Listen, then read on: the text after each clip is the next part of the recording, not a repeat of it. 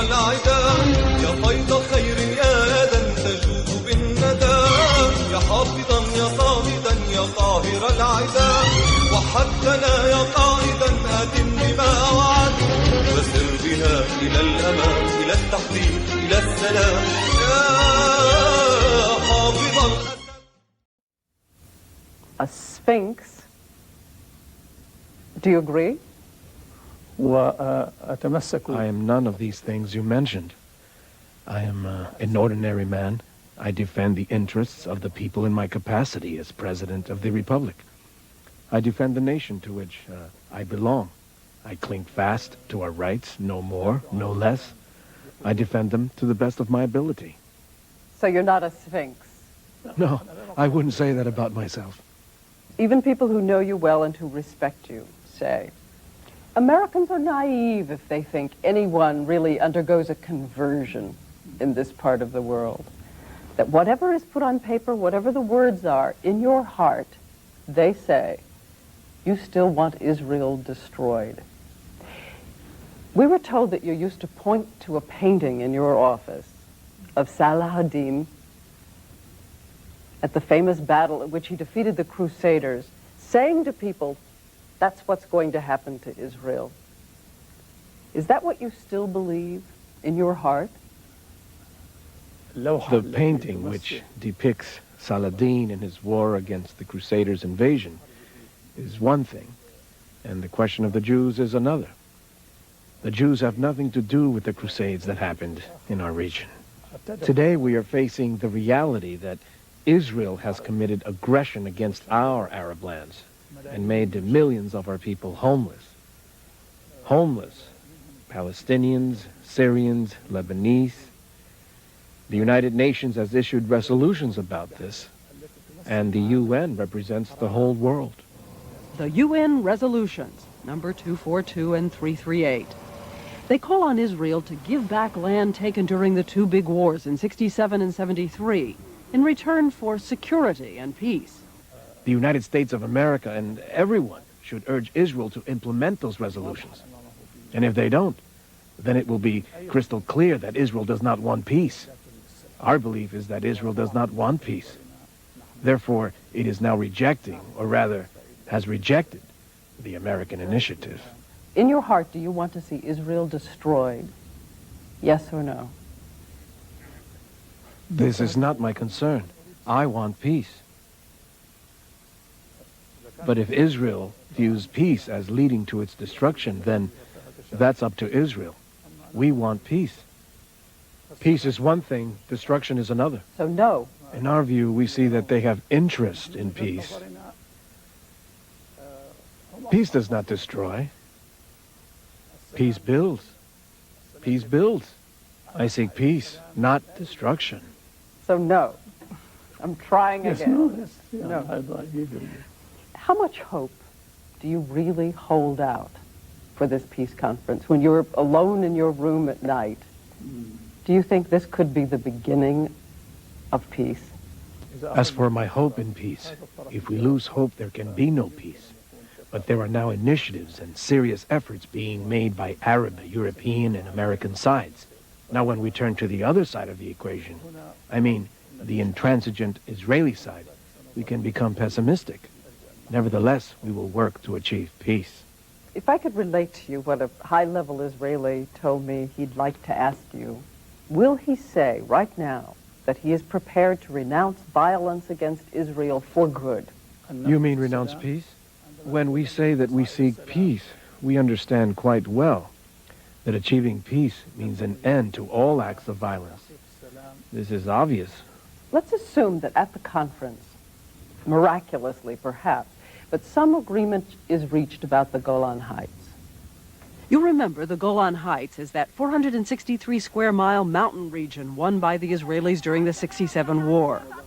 We asked the president if the return of Syria's land alone, the Golan, would be enough for you to conclude a peace treaty with Israel. This solution must not leave any part of the problem unsolved.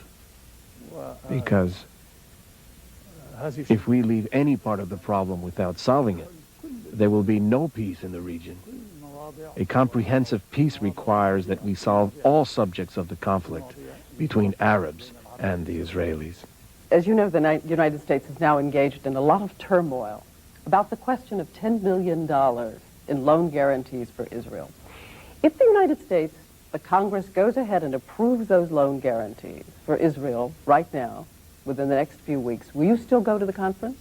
As for the $10 billion requested by Israel, this is not pushing the peace process forward. Rather, this will obstruct it to the extreme, because those billions will provide housing for Jews coming from the Soviet Union and elsewhere, housing in occupied Arab territories, in Palestinian, Syrian, and perhaps Lebanese land. And naturally, when we find that these lands have been filled with houses for Jewish immigrants, there will be nothing for us to talk about in the framework of what could be called a peace process. But you would still go to the conference. This will be decided in due time. However, it is very strange that a state outside the United States should be able to impose its opinion within the United States and be able to get billions of dollars against the will of the American administration. This is strange. It is not easy for anyone to accept. Of course, as you know, Mr. President, Congress is also the will of the American people. But I'd like to move on if I could. You've said you trust President Bush. Give me a one-sentence description of the man. We feel that he wishes to achieve peace and that he is seriously attempting to bring this wish to life. In my view, Israel itself would be one of the parties which would benefit most from the efforts of President Bush. As President Bush promised to put pressure on Israel to give up the Golan, it's not only President Bush who speaks about the Golan Heights as Syrian land, but also successive American administrations that have always confirmed that position. President Bush is committed to the American stand as regards to the Golan and the occupied territories in general. But I'm going to try one more time. Did he promise you to put pressure on Israel? No. He did not. However, President Bush, the Israelis, and all those who dealt with us know that there can be no peace if Israel does not return our land. A taxi driver in New York said to me, do you know what I'd like to ask him? I'd like to ask him this. Why doesn't he just go to Israel like Sadat did and say, let's end this thing. Let's get it over. Let's settle it right now. Please tell this person that it would be against my nature to do that. Peace cannot be achieved by begging. It's a right to be claimed. Nobody gives peace as a grant. And I am not of the sort to go to Israel to beg for peace. Peace must be established by all, for all to take from and benefit from. So invite them here. Certainly that won't achieve peace. Peace is something you build. It requires the participation of the international community so that there can be real, stable, viable, and collective peace. If I could just ask you what I think Americans would ask you. What assurance can you give them that when they get on airplanes, that one of the groups headquartered in this city, the Palestine General Command, what assurance can you give them that there will not be a bomb on that plane threatening the lives of innocent civilians? With respect to the American plane bombed over Europe, there has been no proof that any group present in Syria has any link with this matter. But I believe that officials in all countries must feel it is their duty to prevent terrorist acts, because such acts do not serve any just cause. Terrorism never serves a just cause. On the contrary, terrorism does harm to just causes. We have always said that we struggle and will continue to struggle against any terrorist act that we can combat. When each state in the world carries out its duty in combating terrorism, then terrorism will undoubtedly recede. But the United States still has Syria on its list of countries which sponsor, support terrorism. From our point of view, the United States has nothing to justify this. They could not, though we insisted, present one single piece of evidence to prove what they allege. So, what are they doing this for? Here's the report President Assad is talking about. In it, the U.S. is making an awkward straddle. The document says on the one hand that Syria still gives support and safe haven to terrorist groups.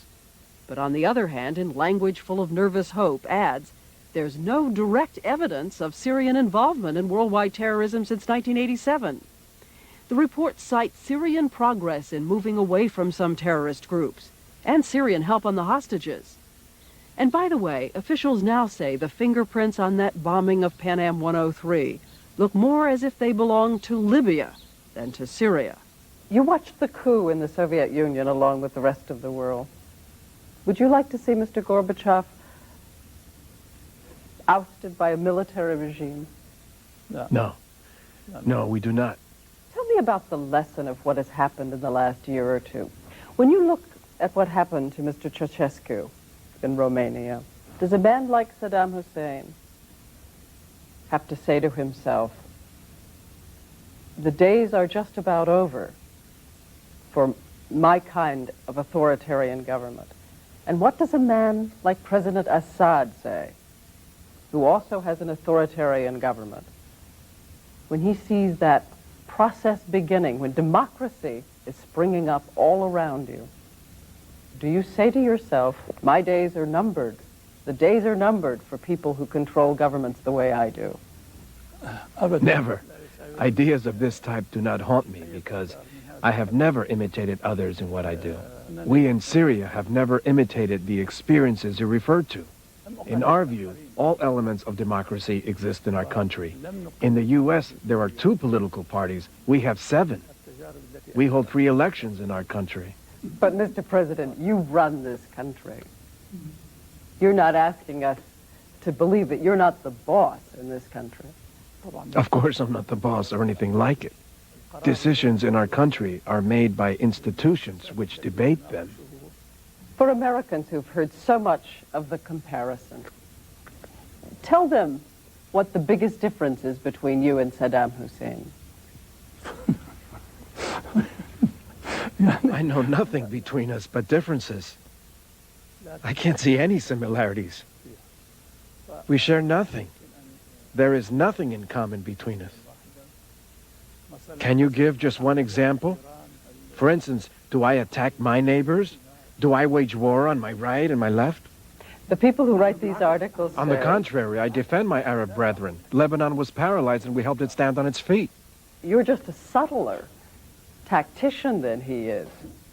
If this is true, then where is the liability?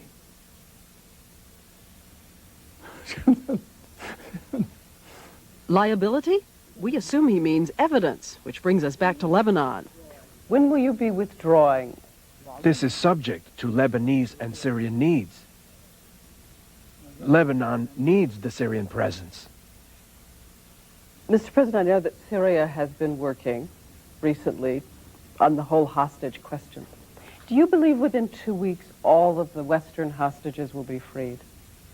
We still make efforts for their sake, and we believe that things are moving to the better. But of course, we cannot give a time limit. However, I repeat that things are moving to the better, and we will continue our efforts. This is my final question. One sentence to say to Prime Minister Shamir of Israel on this eve of a possible peace conference. I want to address the whole world and not an individual. All sides have an interest in peace. The United States, the Soviet Union, Europe, and other countries in the world, the Arabs and the Israelis. It is not useful to obstruct peace. Syria is serious in the work for peace.